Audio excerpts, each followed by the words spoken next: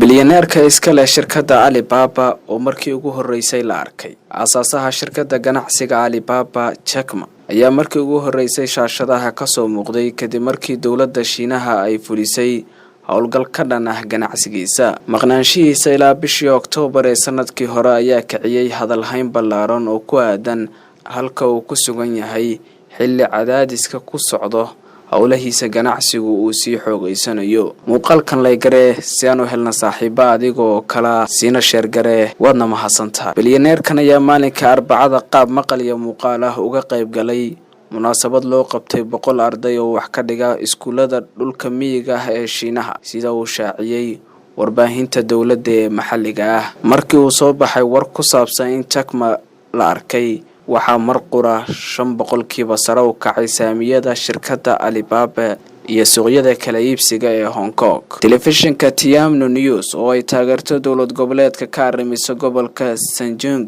ayaa markii ugu horeysay tabisay in Master Jack Ma uu khudbad u jeediyay macallimiin maadaama shaqadooda lagu aasaasay shirkad samafal. Munaasabadan sanadlaha ah ayaa badanaa lagu qabtaa gobol dalxiis ee Sanya, laakiin sanadkan waxaa laga dhigay mid dhinaca online-ka oo looga qayb galayo maadaama ay jiraan shuruuco xayiraad ku saabsan ee cudurka COVID-19. Master Jack Ma ayaa yiri kuma kulmi karno Sanya cudurka safmarka awgiis. Markuu cudurka safmarka dhamaado waa inaan helno waqti aan qof walba ku abaalmarino sida uu u safri lahaa Sanya. Markaa kadibna waan is arkaynaa mar kale. Muuqaalkan ayaa laga arkayay isagoo ku labisan dharka midabka buluuga ah, wuxuuna toos u eegayay kaamirada isagoo ku jira qol ay darbiyadiisu yihiin midabka booraha ah iyo roog dariigma ku xardhan yihiin. Hase yeeshee meesha uu ka soo hadlayo kuma cadayn muuqaalka iyo wararka la sii daayay ee telefishinkaasi uu baahiyay. Bishii la soo dhaafay ayaa bangiga dhexe ee Shiinaha ayaa si khasab ah u kaxaysay mas'uuliyiin ka tirsan shirkadda Ant Group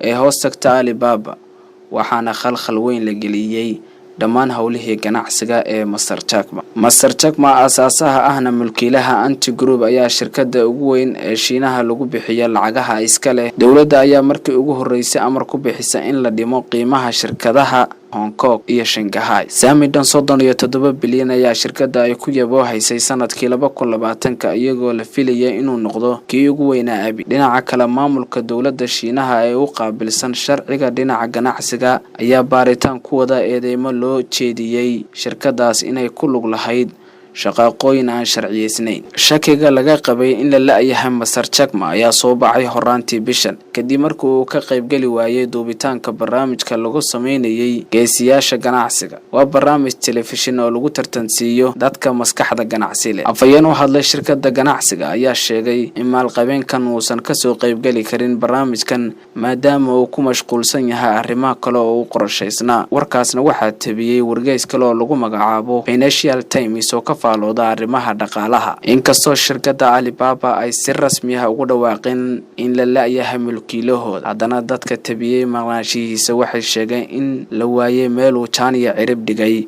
wixii ka dambeeyay markii bishii Oktoobar ay eedeymo u jeediyeen hanaanka sharciga ee Shiinaha.